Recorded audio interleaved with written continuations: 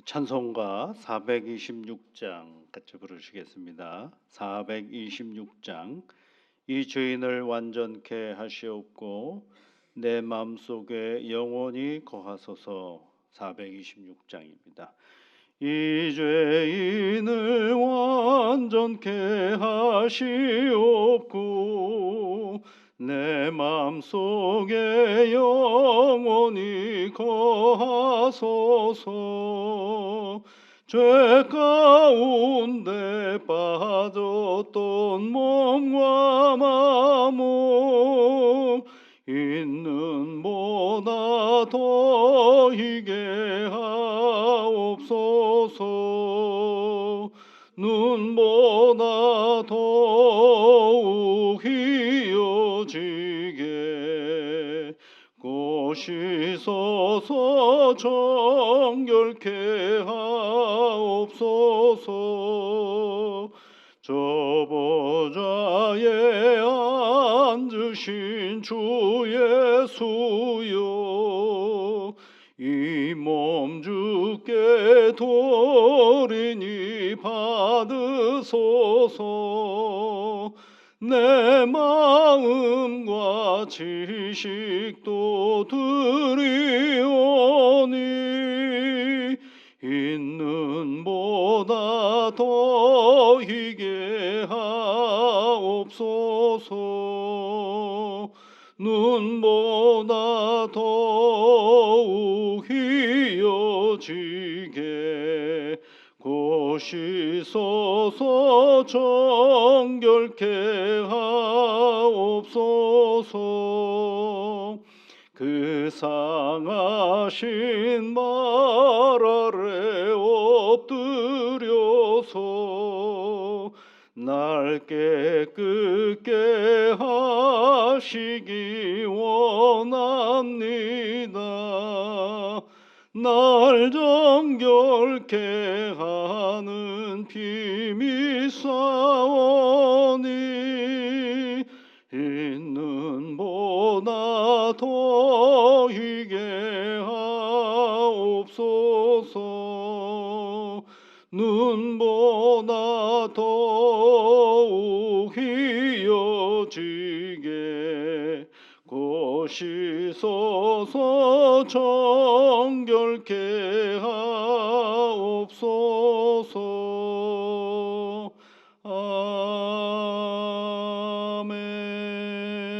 아멘. 하나님 아버지, 오늘도 우리에게 새로운 날을 허락하여 주셔서 감사를 드립니다. 주님을 사랑하는 믿음의 사람들이 이른 아침에 간구하며 나아가오니 이 시간 친히 임재하여 주시사 한 사람 한 사람 그 간구에 귀를 기울여 주시고 합력하여 선을 이루시는 하나님의 능력을 맛보아 하는 오늘이 되게 인도하여 주옵소서.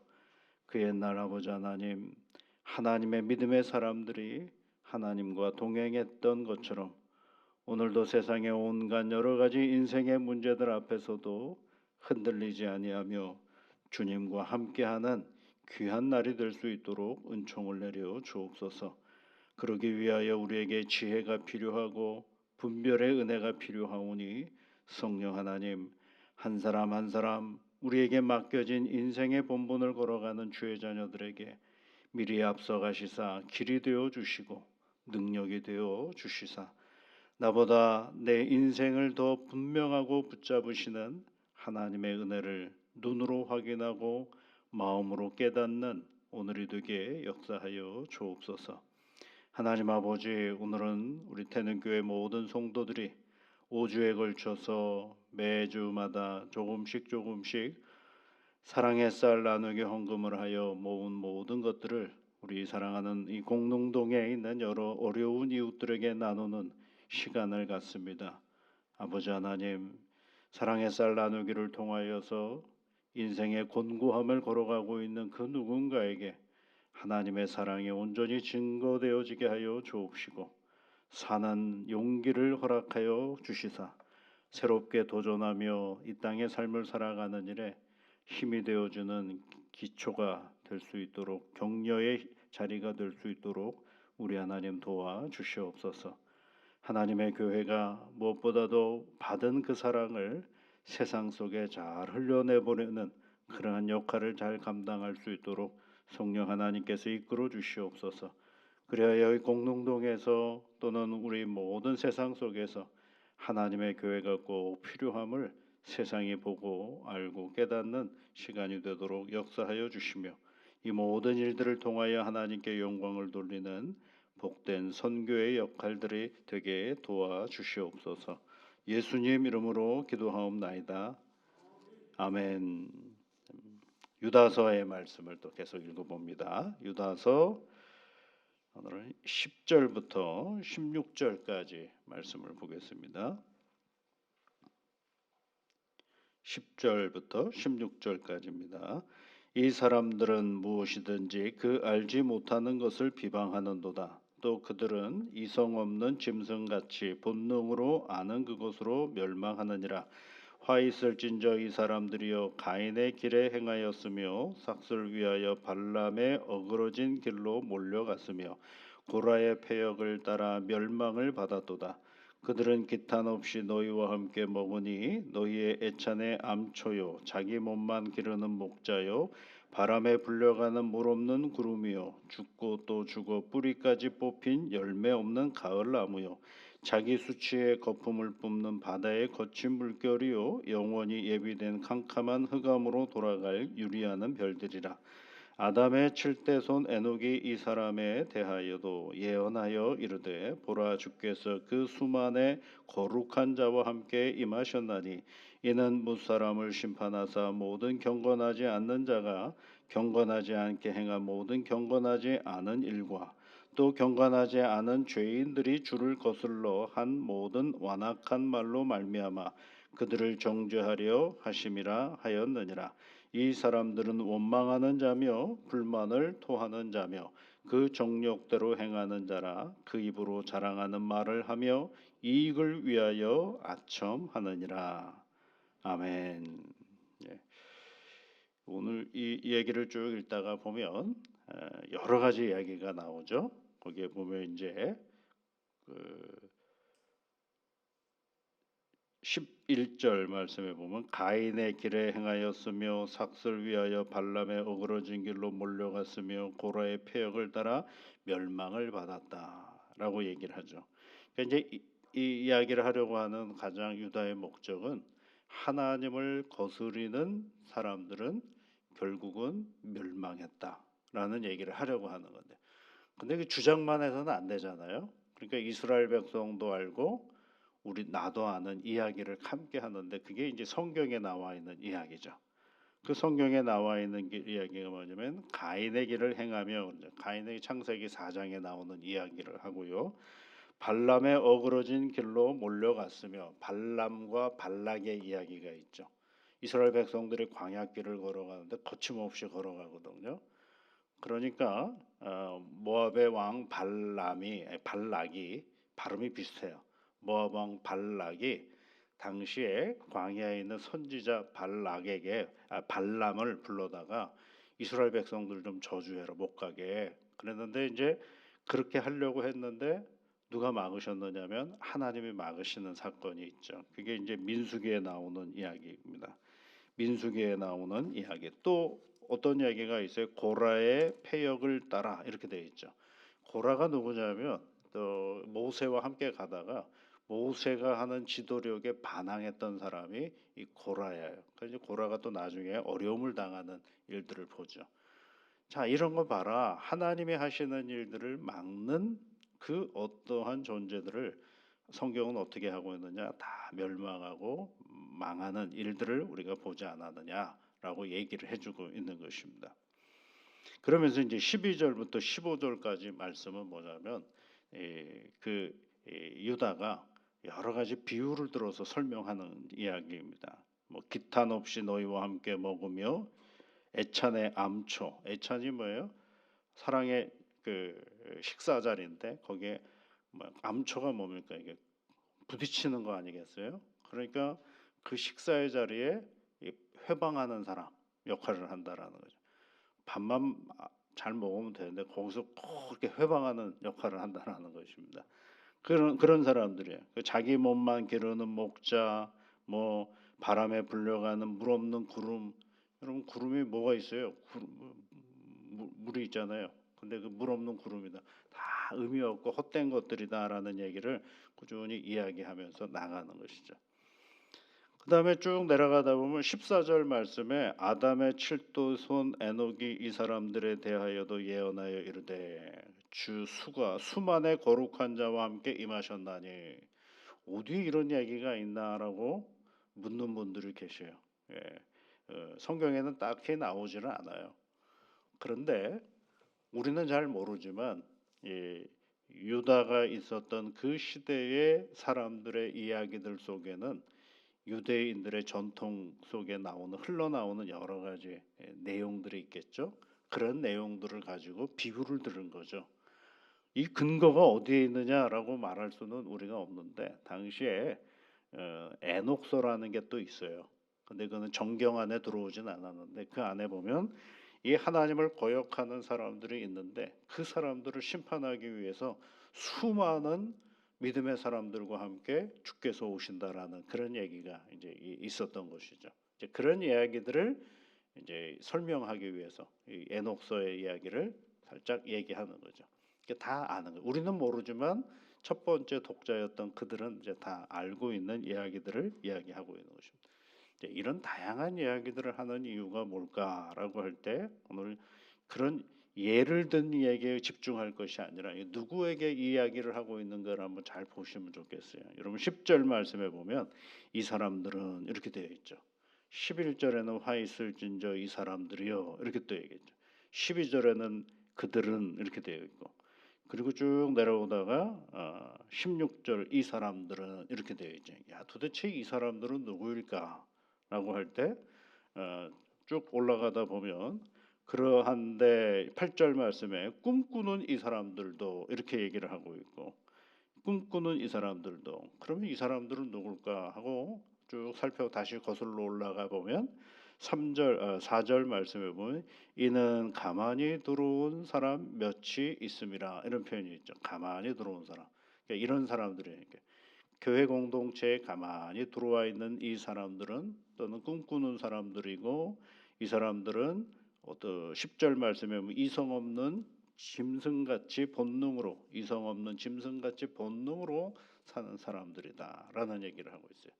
그러면 당시에 구체적으로 이 교회 공동체에 들어와 있던 이 사람들은 어떤 사람들이냐면 여러 생각들을 가지고 있는데 우리가 성경을 연구한 성서 신학자들에 의하면 이 사람들은 어떤 사람들이냐면 철학적으로 보면 영지주의자들이라 그래요. 영지주의자들. 영지주의자들의 가장 큰 특징은 육체는 의미가 없다. 육체는 필요가 없어. 육체는 감옥이야. 뭘 가두는 감옥이냐면 우리 영혼을 가두는 감옥이야. 그러니까 이 육체를 의미 없는 것으로 생각한다라는 것입니다.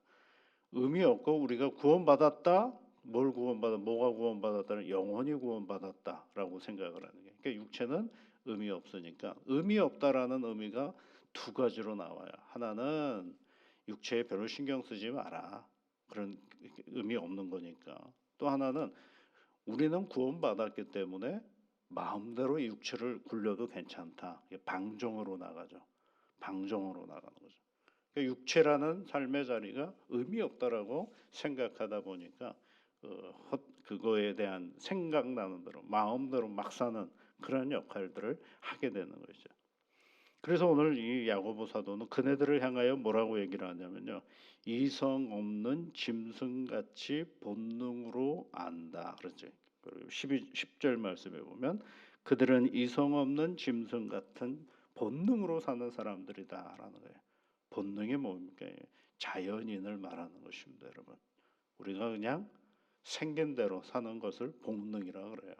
근데 인간은 특히 예수 믿는 사람은 본능으로 사는 것이 아니라 이성이 있는 존재로 살아가는 것을 말하는 것입니다. 이 본능이 있는 사람들, 본능으로 살아가는 사람을 16절엔 또 뭐라 그랬어요? 그 정욕대로 행하는 자들이다라고 이야기를 하고 있습니다. 한번 여러분 신앙생활 한번 잘 생각해 보십시오. 우리의 본능이라고 한다 그러면 이 새벽은 뭐 하는 시간일까요? 본능적으로 산다 그러면 자는 시간이죠. 그런데 이 본능을 깨워서 하나님께로 나아갈다라는 것은 뭐예요? 이건 의지이면서도 이거는 이성적인 행위이거든요. 우리는 자꾸 이성 그러면 내 생각이라고 자꾸 생각하는데 그렇지는 않죠. 그래서 예수 믿는 사람은요, 본능이 없는 사람이 아니에요. 본능이 있어요. 그런데 본능대로 살지 않도록 누구를 알았느냐 하면 하나님을 알게 된 거거든요. 그러니까 우리가 여기까지 나오는 더러운 말이 생각이 날 때가 있잖아요. 목구멍까지 딱 더러운 말이 있어요. 그거를 표현하는 건 본능이고, 그걸 알매도 불구하고 누구를 생각해서요? 하나님을 생각해서 그것을 제어하고 인내할 줄 알면 그건 뭐예요? 그 신앙의 영역으로 들어가는 거거든요. 우리가 착각할 때가 있어요. 예수 믿으면 본능이 없어진다라고 생각해요. 그게 아니고 본능적으로 우리가 존재한다는 건 아는데 그것을 제어할 수 있는 능력이 누구로 인해서 발생되어졌느냐 하면 하나님으로 인해서 발생되어졌다라는 사실을 우리가 늘 잊지 말아야 되는 것입니다. 그러니까 신앙생활을 한다라는 건 본능대로 사는 것이 아니라 본능을 알지만 우리 자연적인 이 정욕의 상태를 알지만 그것을 제어하면서 그것을 인내하면서 그렇게 살아가는 것을 우리는 신앙의 자리라고 생각하는 것입니다. 여러분 성령의 9가지 열매를 한번 잘 생각해 보세요. 성령의 9가지 열매는요, 이성 없는 짐승이면 이게 감당하기가 어려운 거죠. 이성이 있는 하나님의 백성이기 때문에 가능한 거죠. 사랑과 희락과 화평과 오래 참음과 자비와 양선과 충성과 온유와 절제. 이것이 본능하고 아무 상관이 없는 거예요. 우리의 자연 상태에서는 여러분 우리를 누구를 사랑하기가 참 어려운 존재가 우리들이거든요. 절제요? 우리가 자연인으로서의 절제가 어떤 게 있습니까? 있을 수가 없죠. 이게 베드로도 그런 얘기를 베드로후서 1장에 가보면 신의 성품에 참여하는 자가 되라라는 표현이 있죠. 신의 성품에 참여하는 자가 되라라는 말을 하면서 믿음을 가졌다라고 우리가 얘기하잖아요. 믿음을 가졌다. 그래서 그 믿음 위에 뭘 더하라 그러냐면 덕을 더하라. 덕 위에 지식을 더하고 지식에 절제를 더하고 절제에 인내를 더하고 인내에 경건을 더하고 경건에 형제 우애를 더하고 형제 우애에 사랑을 더하라. 이렇게 개석이 이걸 뭐라고 돼? 신의 성품에 참여하는 자라고 얘기하는 것입니다. 그러니까 여러분 우리가 예수를 잘 믿는다라는 얘기는요. 내가 예수를 잘 믿고 성령 충만해서 내 자연적인 본능이 없어졌다라는 건 그건 거짓말이에요. 본능은 없어질 수가 없는 거거든요.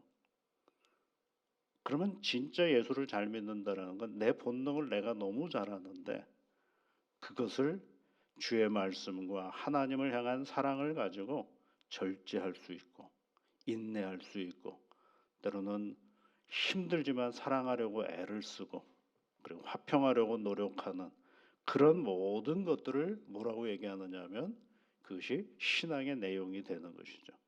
그래서 이 야고보 이 유다서는 뭘 얘기했냐면 그 이성 없는 짐승과도 같은 인간들이 무슨 짓을 하느냐? 믿음의 사람들을 하나님으로부터 멀어지게 하는 역할을 하고 있다. 그렇게 얘기를 하고 있어요. 그러면서 그네들의 특징을 얘기합니다. 16절이 그 얘기죠. 특징이 뭐예요? 첫 번째가 원망하는 사람들이다라고 되어 있어요. 원망하는 사람. 원망하는 자며 이렇게 되어 있죠. 원망하는 자며 출애굽기 15장에 보면 그런 얘기가 있죠. 광야에서 하나님 앞에 불평하는 장면들이 얼마나 많습니까? 그게 뭐예요? 원망한다라는 건 누구에게 원망한다라는 거냐면 하나님에게 원망한다라는 것입니다. 두 번째는 불만을 토하는 자며 이렇게 되어 있죠. 여기 아주 재밌는 표현입니다. 불만을 토하는 자며라는 얘기는 어떤 일들에 대하여 막 불만을 품을 것 같잖아요. 그런 얘기일 것 같잖아요. 그게 아니고 사실은 이 불만을 토하는 자라는 건 자기 인생을 부정한다라는 거예요. 자기 인생을 부정하는 거예요. 하나님을 원망하는 사람들은 무슨 짓을 하느냐면 자기 인생을 부인하고 자기 인생을 원망해요. 왜 나는 이렇게 태어났는가? 나는 왜 없이 태어났는가? 나는 왜 이 모양인가? 나는 왜 이러면서 사는 사람들이죠. 그런데 하나님을 사랑하면 반대가 되는 거죠. 하나님이 나를 사랑하니까 내 인생에 긍정성이 계속 나오는 거죠. 제일 힘든 사람들이 누군지 아세요, 여러분? 자기 인생을 자기 스스로가 비난하고 비하하는 사람이 참 힘든 사람들이에요. 예. 자기 인생을 자기가 누구도 뭐라 그러지 않는데 스스로가 자기를 비하할 때, 자기 인생에 불만을 가질 때 그것보다 더 비참한 인생이 없어요. 그거는 적게 가졌어도 그럴 수도 있고요. 많이 가지고도 그럴 수도 있고요. 많이 배우고도 그럴 수도 있고요. 안 배우고도 그럴 수도 있는 거예요. 그거는 세상의 그 어떠한 거하고는 아무 상관이 없어요. 그래서 자기 인생을 불만 토로하는 것보다 더 불행한 게 없어요. 여러분, 그런 나를 하나님이 사랑하셨더라면 나는 얼마나 괜찮은 사람입니까?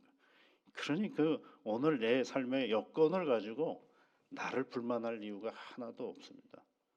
내가 하나님을 정말 사랑한다고 한다면 내게 주어진 오늘의 인생은 그 자체가 복인 것입니다. 곤고함조차도 복이 될 수 있다라는 사실을 결코 잊지 말아야 되는 것입니다. 그 다음에 세 번째로 이 사람들은 이성 없는 짐승과도 같은 이 존재들은 어떤 사람들이냐? 그 정욕대로 행하는 자다라는 거죠. 정욕대로는 아까 얘기했죠. 본능대로 생각하는, 본능대로 사는 거예요. 여러분, 본능의 결국은 어디로 가게 되어 있느냐면 죄로 가도록 되어 있어요. 이게 자연스러운 거예요. 본능대로 살면 우리가 타락한 존재이기 때문에 본능대로 살면 누구에게 가도록 되어 있다고요? 죄로 가게 되어 있어요. 그런데 그 죄로 가는 우리를 예수 그리스도께서 붙잡아서 하나님의 백성으로 삼아 주셨으니까 우리가 하나님을 의지하며 믿음의 길을 걸어가는 것입니다. 그 다음에 그 뭐라고 되어 있어요? 그 입으로 자랑하는 말을 하며 이익을 위하여 뭐 한다고 되어 있어요? 아첨한다라는 것입니다. 이익을 위하여 아첨하는 거죠. 아첨한다라는 게 뭡니까, 여러분? 비굴해진다라는 것입니다. 여러분, 하나님을 믿는데 우리가 왜 비굴합니까? 누구한테 아첨할 일이 있겠습니까? 우리 인생은요, 하나님을 믿으면 비굴할 일이 하나도 없어요. 사람에게 비굴할 일이 결코 없는 게 우리 믿음의 삶의 자리인 것입니다. 오늘 우리에게 주신 이 말씀을 우리가 잘 기억하면서 우리 신앙의 길을 걸어가면서 이 사람들처럼 살펴는 안 되겠고요. 하나님의 은혜 안에서 나를 사랑하시는 그 하나님을 잘 붙잡고 오늘을 살아가십시오. 하나님은 뭘 주시는 분이에요? 복 주시는 분이에요. 그 복을요, 아껴서 주시는 분이 아니라 후하고 넘치도록 주시는 분입니다. 때로는 공고한 자리에 우리가 있을 때 합력하여 선을 이루시는 하나님이에요. 그 하나님을 잊지 말아야 됩니다. 그래서 우리가 정말 내 인생에 감당할 수 없는 일들이 내 앞에 딱 있을 때 그 문제 가지고 집착할 일이 아니라 그 앞에 서 있는 나는 누구인가? 나를 붙잡으시는 하나님은 누구인가? 그 하나님은 나를 어떻게 이끌어 가실 것인가? 그 하나님은 나를 어떻게 도울 것인가? 다시 흔들리면 말씀의 자리로 가서 나를 잘 다스릴 줄 알아야 됩니다. 그래야 누구를 볼 수 있느냐 하면 하나님을 보게 되고 그 하나님의 은혜 가운데 우리가 이 믿음의 길을 걸어가게 되는 것입니다. 오늘 우리에게 주신 이 말씀을 기억하면서 오늘도 주님 안에서 승리하며 나아가는 믿음의 자녀들이 다 되시기를 주의 이름으로 축복합니다. 기도하겠습니다. 하늘에 계신 우리 아버지, 아버지의 이름을 거룩하게 하시며 아버지의 나라가 오게 하시며 아버지의 뜻이 하늘에서와 같이 땅에서도 이루어지게 하소서. 오늘 우리에게 일용할 양식을 주시고 우리가 우리에게 잘못한 사람을 용서하여 준 것 같이 우리 죄를 용서하여 주시고 우리를 시험에 빠지지 않게 하시고 악에서 구하소서. 나라와 권능과 영광이 영원히 아버지의 것입니다. 아멘.